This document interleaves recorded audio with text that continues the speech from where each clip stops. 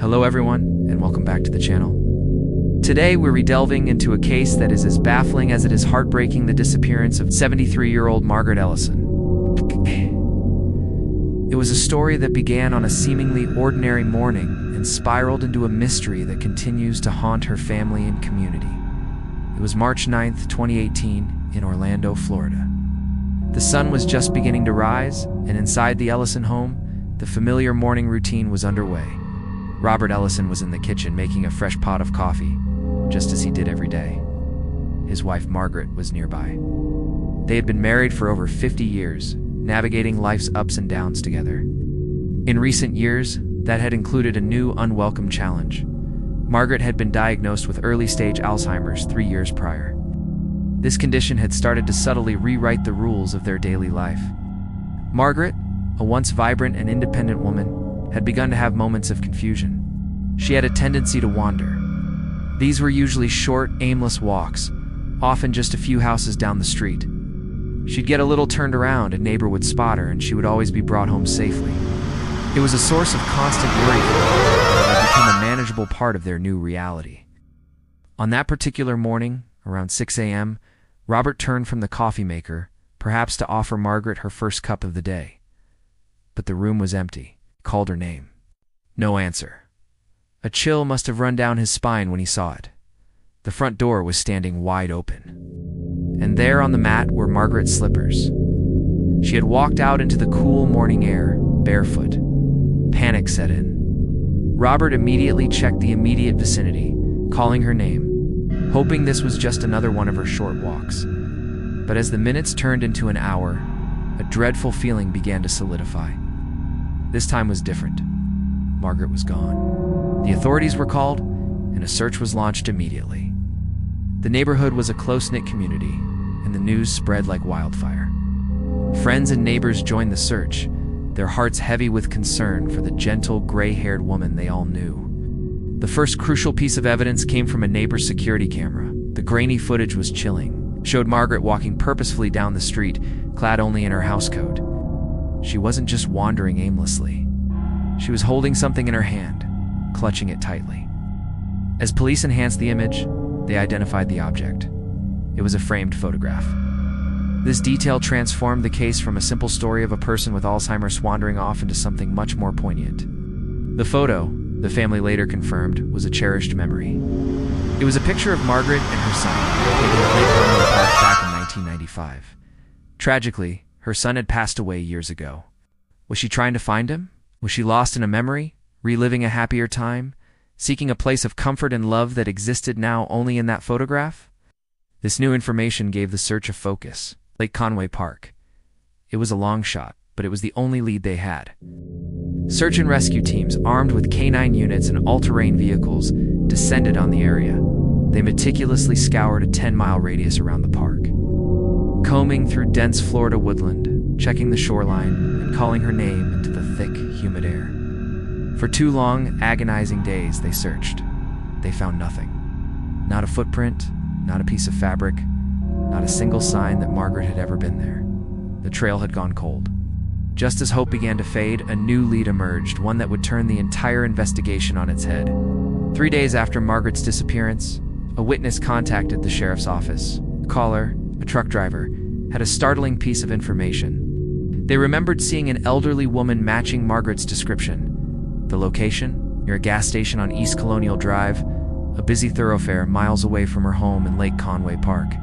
And that wasn't all. A witness stated, "I saw her getting into a pickup truck, a dark-colored, older model. Looked like she knew the driver." This was a bombshell.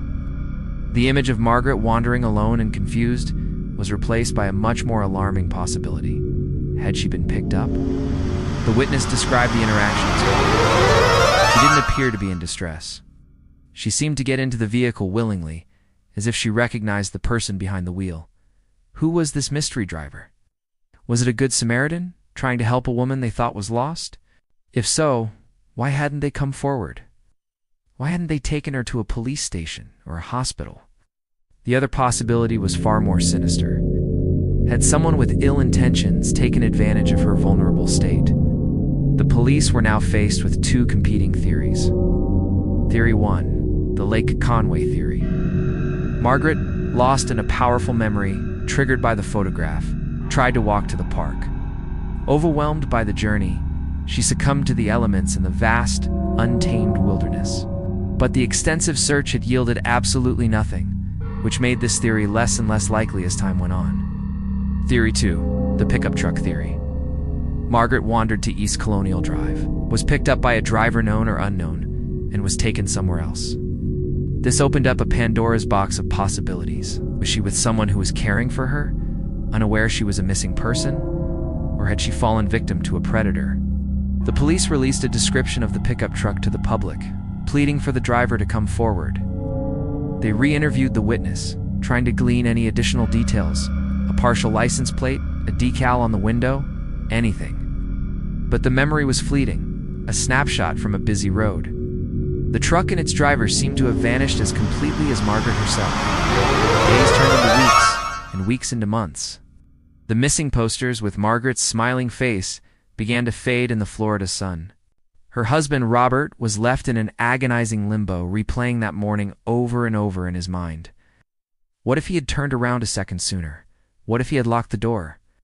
These are the questions that haunt the families of the missing. This day, Margaret Ellison has never been found. No other credible witnesses have come forward.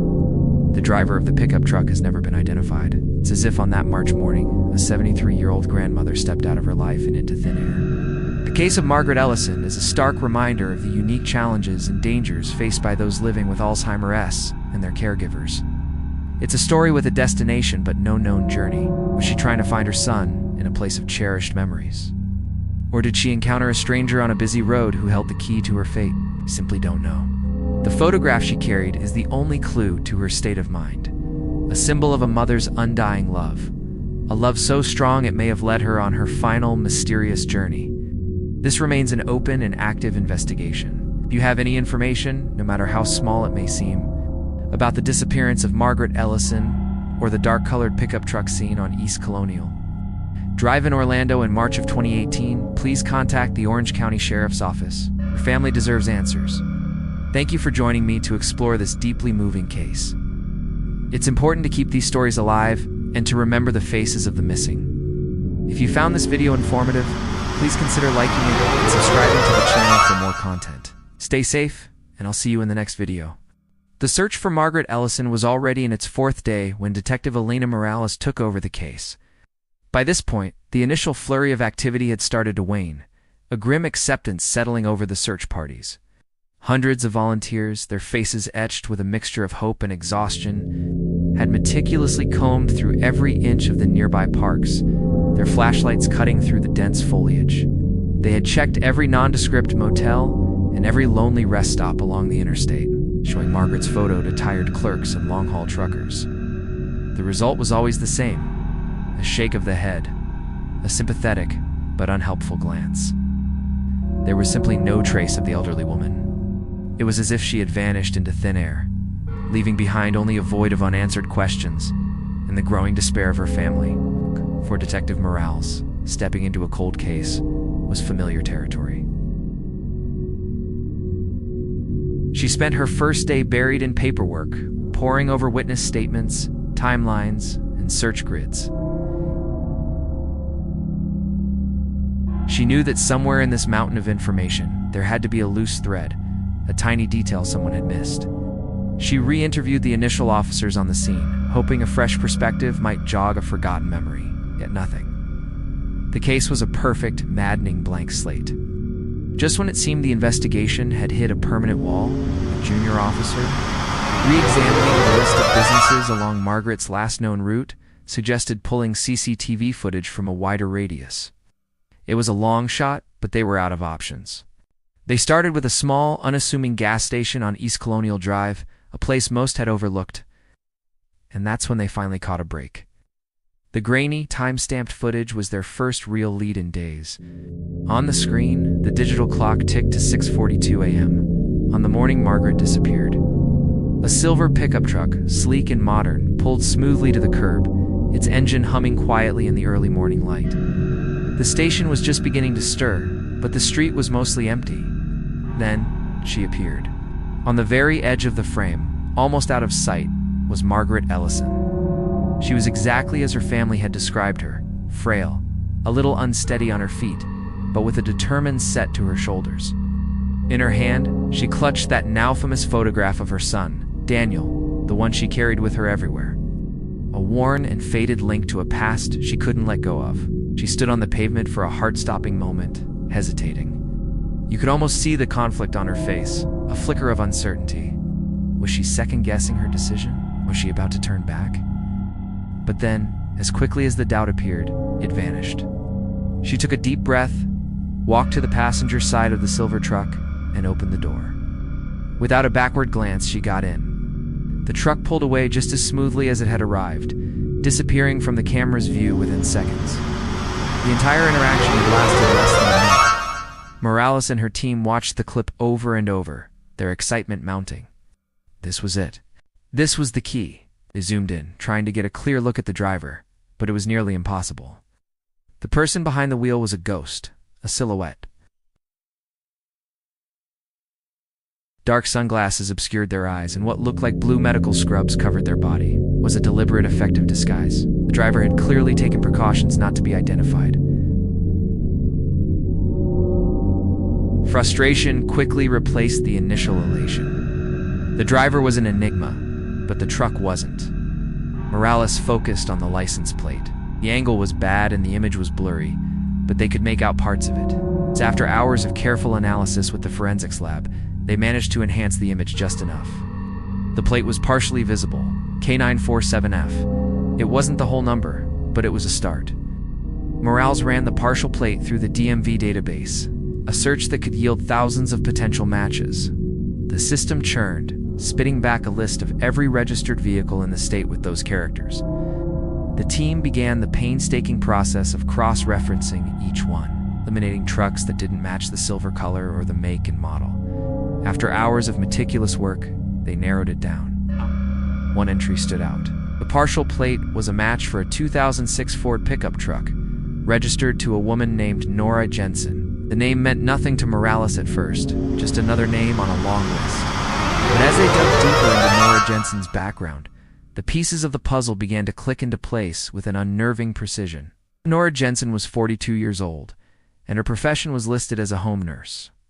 The mention of a medical background immediately brought the driver's scrubs into sharp focus. But the next detail sent a chill down Morales' spine. Nora Jensen had once worked at Orlando Regional Hospital. And a quick check of employment records showed she had been on shift in the pediatric ward the very day Margaret's son, Daniel, had tragically died back in 1995. Suddenly, this wasn't just a random disappearance anymore. It was personal. It was connected to the very source of Margaret's lifelong grief. The connection was too specific, too chilling to be a coincidence. Morales knew, with a certainty that settled deep in her gut, that they had found their driver. A sense of urgency propelled the team forward. They got Nora Jensen's home address and dispatched a unit immediately. When the police cruisers pulled up to the quiet suburban house, a sense of unease hung in the air. The driveway was empty. Silver pickup truck was nowhere in sight. The house itself was dark and still. A neighbor watering his lawn told the officers he hadn't seen Nora in a couple of days, which was unusual for the quiet, routine-oriented nurse. With a warrant in hand, Morales and her team made a forced entry. Inside, the house was eerily silent. All the blinds were drawn, plunging the rooms into a gloomy twilight. A stack of mail and newspapers had piled up by the front door, confirming she hadn't been home for some time. The air was stale. The house was tidy, almost clinically clean, as if its owner had prepared everything before leaving. They moved through the silent rooms, their footsteps echoing on the hardwood floors. It felt less like a home and more like a museum, a place frozen in time. Then, in the kitchen, they found it. Lying on the polished granite countertop, placed squarely in the center as if to ensure it would be seen, was a single sheet of paper. It was a note, written in a shaky, looping handwriting that seemed to betray a deep emotional turmoil. The message was short, cryptic, and utterly haunting. It read, "She doesn't belong in a hospital. She belongs where she remembers." Morales read the words aloud, and a heavy silence fell over the team. What did it mean, where she remembers? The phrase echoed in Morales' mind. It wasn't a location, it was a memory. They were dealing with someone who wasn't just an abductor, but someone who believed they were acting out of a twisted sense of compassion. Nora Jensen hadn't taken Margaret to harm her. She had taken her somewhere meaningful, somewhere tied to the memory of her son, Daniel. The case had transformed again. It was no longer just a search for a missing person. It was a race against time to understand the shared history of two women, bound together by a tragedy that had happened decades ago, and to find them before their journey into the past reached a final heartbreaking destination. Thank you so much for watching. This story is just getting started, and the mystery is only deepening. What do you think the note means? Where could Nora have taken Margaret? Let me know your theories in the comments below. If you want to find out what happens next, make sure you hit that subscribe button and turn on notifications so you don't miss the next part. We appreciate you being here. See you in the next video. Hello everyone, and welcome back to the channel. Today we're diving deep into a case that has puzzled investigators and captivated the public imagination: the disappearance of Margaret Ellison. Just 2 days after the grainy gas station footage of Margaret surfaced, sending a wave of confusion through the community, a crucial call came into the sheriff's office. A park ranger at Lake Conway, a place usually associated with quiet mornings and fishing trips, reported something out of the ordinary. He'd been doing his early morning rounds, just before dawn, when he spotted a silver pickup truck. It was parked awkwardly near the boat ramp, seemingly abandoned. The engine was cold to the touch, suggesting it had been there for hours. But the strangest part, the driver was nowhere to be found. The truck itself seemed to have been left in a hurry, yet the scene inside was unsettlingly calm, almost staged. Officers were dispatched to the location immediately. As they approached the vehicle, a sense of foreboding hung in the air. The doors were unlocked. Inside, the scene was a peculiar mix of the mundane and the deeply personal. A neatly folded blanket sat on the driver's seat, beside a single bottle of water, half empty. But it was what lay scattered across the passenger seat that truly caught their attention and sent a shiver down their spines. A handful of old photographs. These weren't just random snapshots. They were a curated collection of memories. Each photo showed Margaret Ellison, her smile radiating warmth alongside her son, Daniel. There were pictures from birthdays, the candles on the cake marking the passage of years. Photos from sunny beach trips, with the ocean sparkling behind them. And then, a particularly faded one, its edges softened by time, showing Margaret and a young Daniel sitting together by the very pier of this lake. It was a tangible history of a mother's love, laid out for anyone to see. What did it mean? Was it a message, a clue, or just a sad, final collection of happier times? The ambiguity was chilling. The lead investigator on the case, Detective Elena Morales, was known for her sharp eye and refusal to overlook even the smallest detail. She began a systematic search of the truck's interior. As she opened the glove compartment, she found what would become the first major break in the case. Tucked away, almost hidden behind the owner's manual and old registration papers, was a hospital ID badge.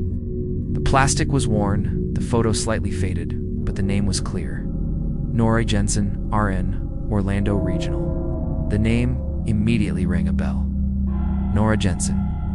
She was the nurse mentioned in Margaret's medical files, the one who had cared for Daniel years ago. But why was her ID in this truck at this lake? As Morales held the badge, she felt a nagging sense of unease. Something wasn't right. She pulled out the photographs again, spreading them across the hood of the patrol car under the sterile light of her flashlight. She studied each one intently, looking for something she might have missed. And then she saw it. At first, it was just a shape in the periphery, an anomaly in the background. But as she focused, the shape took form. In nearly every photograph, hidden in the shadows or slightly out of focus, was another person. A figure lingering just behind Daniel's wheelchair, or standing off to the side at a birthday party. Was a woman, her smile faint, almost imperceptible. Morales brought the hospital ID closer to the photos. The face matched. It was Nora Jensen. This discovery changed everything. Nora wasn't just a name in a file. She was a persistent presence in the Ellison family's life, a silent observer in their most cherished memories. Morales felt a knot tighten in her stomach. The timeline, the one they had been building piece by piece, suddenly crumbled. The official records stated that Nora Jensen had left her position at Orlando Regional years before Margaret was even diagnosed with dementia. So why was she here now? What was her connection to Margaret's disappearance? Questions mounted, each one more urgent than the last. Nora had gone from a footnote to the primary person of interest. With this new, disturbing information, the investigation kicked into high gear. The K-9 unit was called to the scene at Lake Conway. The dogs, trained to pick up the faintest of human scents, were given an article of Margaret's clothing from her home. They immediately hit on something near the lakeshore, their barks echoing across the still water. The scent trail was faint, weathered by the morning dew and the passage of time, but it was there. The dogs led the officers away from the boat ramp and into a dense, dark grove of cypress trees. The air grew heavy, the sunlight struggling to pierce the thick canopy. It was an eerie, secluded spot, hidden from the main path. Then there, tied securely around the trunk of one of the oldest cypress trees, was a small, torn piece of fabric. It was a floral pattern, faded and worn. Morales recognized it instantly. It matched the housecoat Margaret had been wearing in the gas station security footage. She was here, or at least she had been. Morales grabbed her radio, her voice steady but laced with urgency. "We've got movement, east side of Conway. I need a perimeter set up near the waterline. Seal off all access points." The search area, which had been impossibly large just hours ago, had now narrowed to this small, ominous section of the lake. Every rustle of leaves, every snap of a twig, felt significant. As the first rays of the sun broke over the horizon, casting a golden glow across the lake, the scene took on a surreal quality. The beauty of the sunrise was a stark contrast to the grim reality of the search. The faint tracks the dogs had been following continued on, leading out of the cypress grove and down a gentle slope towards the water's edge. They ended at a small, dilapidated boathouse, its wood grayed and splintered by years of sun and rain. The air was still. The door to the boathouse was slightly ajar. As Detective Morales and her team approached cautiously, they noticed something in the dust and sand by the entrance. Words scrawled with a finger, as if written by someone kneeling on the ground. The message was simple, yet it carried an immense weight of history and sorrow. It read, "He used to fish here." The "he" could only mean one person, Daniel. This wasn't just a random location. It was a place of memory, a place tied to Margaret's son. The pieces were falling into place, but the picture they were forming was more tragic and complex than anyone could have imagined. Was Margaret reliving a memory? Was she led here? And where was Nora Jensen in all of this? The mystery of the boathouse loomed before them, holding the key to what happened to Margaret Ellison. What do you think they found inside? What is Nora's real story? Let me know your theories down in the comments. This case is far from over, and we'll be following every development. Thanks for watching, and if you're intrigued by mysteries like this one, make sure to like, subscribe, and hit that notification bell so you don't miss the next update. Stay safe out there. The clock struck 6:15 a.m.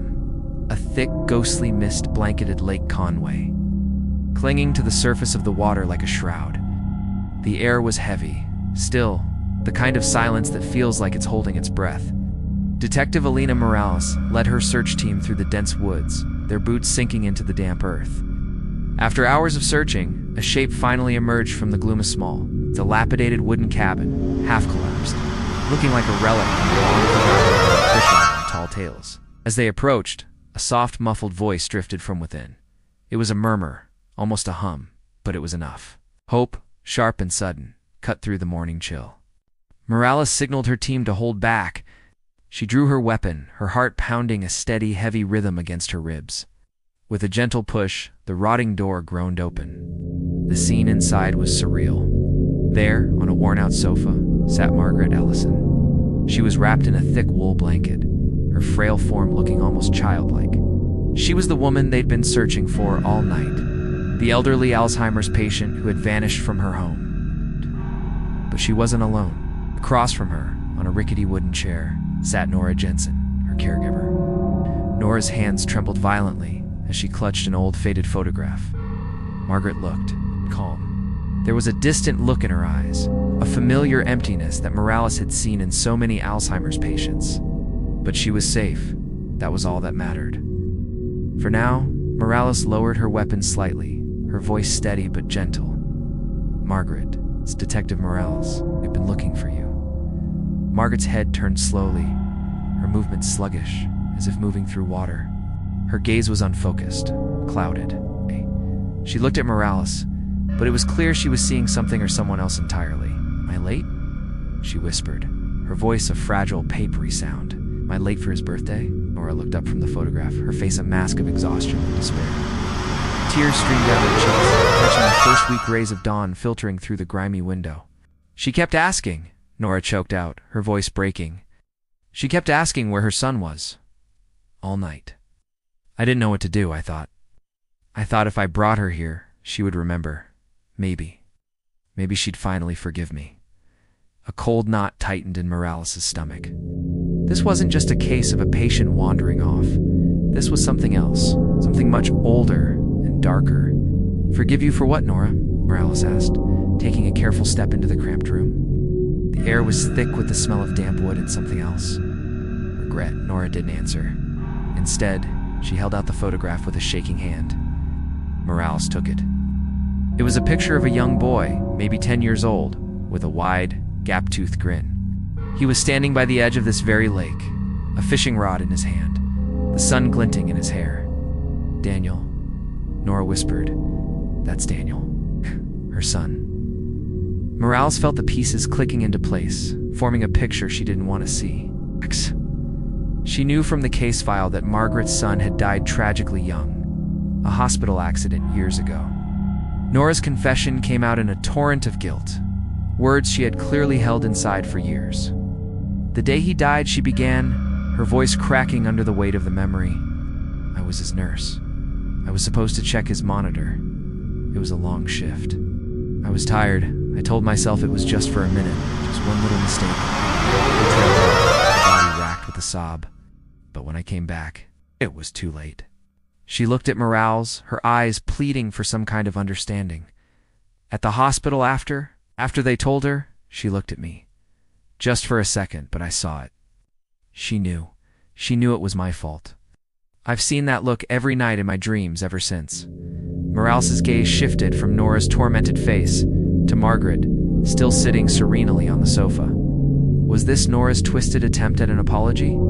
A desperate act to force a confrontation with a woman whose mind could no longer grant the forgiveness she craved. As if on cue, Margaret's gaze drifted towards the window, where the sun was now burning through the mist, sending shafts of golden light dancing across the water. A flicker of something new crossed her face. Recognition. Her voice, when she spoke, was different. The fog in it had lifted. It was clear, present. Not the voice of a woman lost in the past, but one reliving a perfect, cherished memory. "He loved this place," Margaret whispered, almost to herself, a faint sad smile touching her lips. "He said the fish never bite when it rains." The room fell silent. The raw clarity in her voice was stunning. For the first time in years, her voice didn't shake. For one brief, miraculous moment, the clouds of her disease had parted. She was here. She was Margaret. Morales slowly, deliberately, holstered her weapon. The tension in the room dissipated, replaced by a profound, heart-wrenching sadness. This wasn't about revenge. It was about a caregiver so consumed by guilt that she de-risked everything for a flicker of recognition, for a sign of forgiveness from a woman who could no longer give it. And in a strange, unexpected way, she had gotten something more. She had brought Margaret back, if only for an instant. "Let's go home, Margaret," Morales said softly. Her voice filled with a compassion that went beyond her duty as a detective. As another officer gently placed handcuffs on Nora's wrists, she didn't resist. She didn't even seem to notice. Her eyes were fixed on Margaret, who was still gazing out at the lake, lost in her sunlit memory. Nora's final words were not for the police, but for herself, a whisper of closure in the quiet cabin. She remembered Nora said softly, a single tear tracing a new path down her cheek. "That's all I wanted. Thank you for watching." The human mind is a complex and mysterious place, and stories like this remind us of the powerful, often hidden, connections between memory, guilt, and love. If you were moved by this story, please hit that like button and subscribe for more deep dives into the shadows of human nature. And as always, take care of each other. We'll see you in the next video. The sun was already high in the sky when the ambulance made its way back from Lake Conway. The road was a surreal parade of flashing lights and silent, curious faces. I sat beside Margaret Ellison, Detective Elena Morales, watching her as she stared out the window. She was humming a soft old tune, a melody from a time long past. Her hands shook, a slight tremor betraying the calm of her voice. "Did he catch any fish?" she asked, her voice barely a whisper. I looked at her, my heart aching with a gentle sadness. "Margaret, my boy," she said, a faint smile playing on her lips. "Daniel. He told me he'd wait by the water if I got lost." I didn't have the words to answer her, how could I? So I just offered a small, reassuring smile, hoping it was enough. Back at the station, the air was thick with the sterile scent of coffee and quiet tension. Nora Jensen sat in one of the interview rooms, a paper cup of cold coffee sitting untouched before her. Her eyes were puffy and red, her voice a hushed murmur. "I didn't mean to hurt her," she explained, twisting a tissue in her hands. She just looked so lost, so completely adrift, I thought maybe if she saw the lake again, she'd remember. Remember she wasn't alone? I nodded slowly, letting the silence hang in the air for a moment. "You could have called someone Nora. You could have called us." She looked down at her hands. She whispered, "But nobody ever listens to old women when they start talking about ghosts." It struck me then, she wasn't talking about supernatural spirits or apparitions in the night. She was talking about the ghosts we all carry inside us. The ghost of guilt, of regret, of things left unsaid. It's a kind of haunting that doesn't fade with the morning light. The kind that lingers, shaping our choices, sometimes leading us down paths we never intended to walk. For Nora, it was the ghost of a past mistake. A moment of inaction she couldn't forgive herself. For Margaret, it was the ghost of her son Daniel, forever waiting by the water's edge in the landscape of her memory. The official police report would use cold, procedural language. It would call it an abduction. A clear-cut case of one person taking another against their will. As I sat down to write my own report, those words felt hollow, inaccurate. They didn't capture the truth of what had happened by the quiet shores of Lake Conway. They didn't speak to the tangled web of grief, memory, and misguided compassion that had brought these two women together. So, I wrote something different. I typed the words that felt true to the heart of the matter. No sign of physical violence. The incident appears to be rooted in emotional delusion, intrinsically linked to unresolved grief. This case was a stark reminder that the lines we draw between victim and perpetrator, between right and wrong, can sometimes blur into shades of gray. Nora wasn't a monster. She was a woman haunted by her own past, who saw a reflection of her own loneliness in Margaret's lost eyes. She acted out of a distorted sense of empathy, a desperate attempt to fix something broken in another person because she couldn't fix what was broken in herself. Her actions were wrong, of course. They caused fear and a massive police response. But her intentions were born from a place of profound human sorrow. And Margaret, she wasn't just a victim of a crime. She was a woman adrift in the fog of dementia, her mind a fragile vessel navigating the treacherous waters of memory loss. For her, the trip to the lake wasn't a terrifying ordeal. It was a journey back to a cherished memory, a chance to be close to her son again, even if only in her mind. When she asked if Daniel had caught any fish, she wasn't confused in the way we might think. She was living in a moment that was more real to her than the ambulance she was sitting in. Her reality was simply different from ours. It's easy to look at a situation like this and pass quick judgment. To label one person as bad and the other as good. But human beings are rarely that simple. We are complex creatures, driven by love, fear, guilt, and a deep-seated need for connection. Nora's misguided attempt to help Margaret was, in its own strange way, a cry for connection, a way of saying, "I see you. I know what it's like to be lost." She was trying to offer a lifeline, even if it was the wrong one. This story teaches us about the immense power of grief and the strange ways it can manifest. It can isolate us, trap us in the past, and even compel us to act in ways that are irrational to the outside world. Nora wasn't listening to reason. She was listening to the ghost of her guilt. Margaret wasn't living in the present. She was living in the warm glow of a memory that brought her comfort. Both women were lost, each in their own way, and they found each other on that lonely road. It also highlights the importance of compassion, especially when dealing with the elderly and those struggling with their mental health. How many Noras are out there, silenced by the fear of not being believed. How many Margarets are wandering, their stories unheard, their realities dismissed? Instead of simply labeling Nora's actions as a crime, it's crucial to understand the underlying why. Why did she feel this was her only option? It's a call to listen more closely, to offer support before desperation takes hold. In the end, there were no easy answers, no simple villain to blame. They were just two women, caught in the currents of their own personal histories, their lives intersecting for a brief, confusing moment by a lake. My report wouldn't lead to a sensational trial. It would likely lead to counseling, support systems, and a deeper look into the lives of both women. And maybe, just maybe, that's a more just outcome. It's a resolution that acknowledges the pain, the confusion, and the humanity at the core of it all. It's a reminder that sometimes the most important thing we can do is not to judge, but to try and understand the ghosts that haunt us all. Thank you so much for joining me today to explore this poignant story. It's a powerful reminder of the complexities of the human heart. If you found this reflection meaningful, please consider liking the video and subscribing to the channel for more content like this. We'd love to have you as part of our community. Till next time, take care. Hello everyone, and welcome back to the channel. Today we're diving into a story that's equal parts heartbreaking and thought-provoking. A tale that explores the fragile nature of memory, the depths of a mother's love, and the haunting echoes of the past. It's a narrative that will stay with you long after the video ends. A story about two women, two sons, and one tragic, tangled fate. So, grab a cup of tea, get comfortable, and let's unravel this mystery together. Imagine a quiet garden at a care facility, the air thick with the scent of approaching rain. An elderly woman, Margaret Ellison, sits peacefully, a faded photograph resting in her lap. It's a picture of her son, Daniel. A faint, bittersweet smile plays on her lips as she gazes at his image. This is where our story finds its somber resolution. A week after the climactic events that brought a long-hidden truth to light, Detective Morales, the officer who untangled this complex web, pays her a final visit. He approaches her gently, his presence a stark contrast to the turbulent emotions that have defined this case.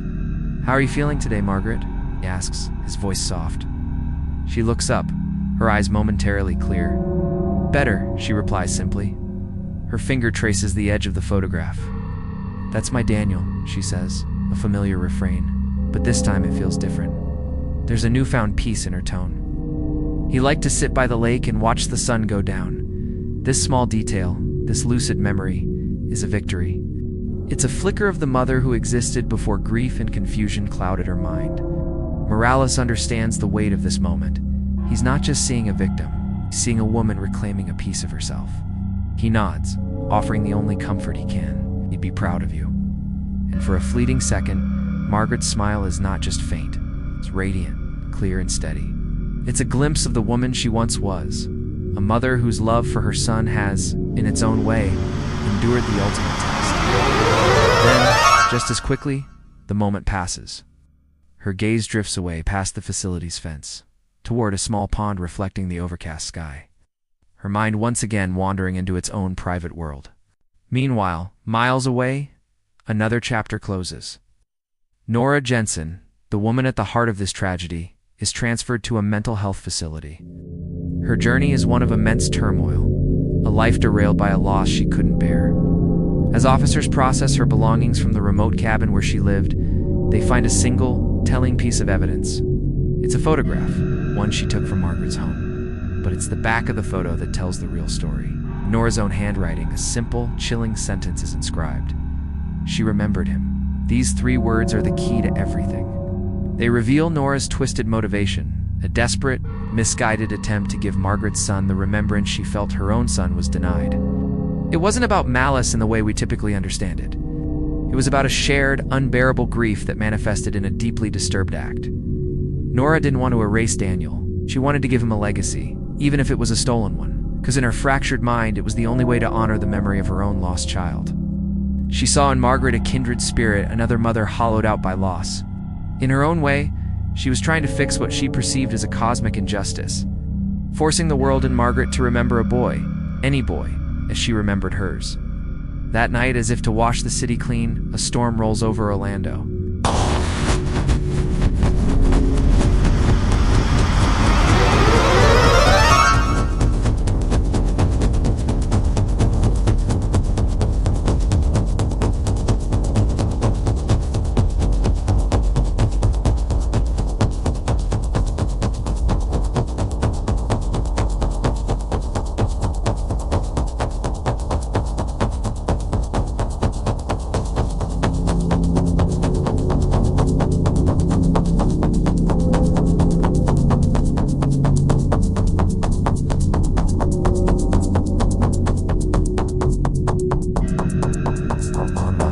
roads leading to Lake Conway, the epicenter of this whole affair, are empty and desolate.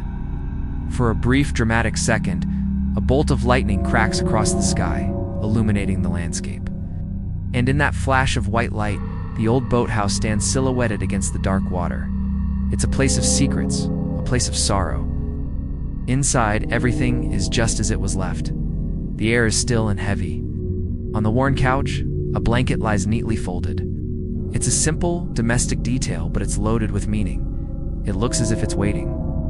Waiting for someone who will never return. Waiting for a story that has already ended. It's a silent testament to the lives that were appended here. A ghost of a life that was, and a life that was stolen. The folded blanket is the final silent character in this tragedy, a symbol of a love, and a loss that will forever permeate the walls of that lonely boathouse by the lake. This story forces us to ask some difficult questions. How does grief change us? What happens when memory, the very thing that anchors our identity, begins to fail?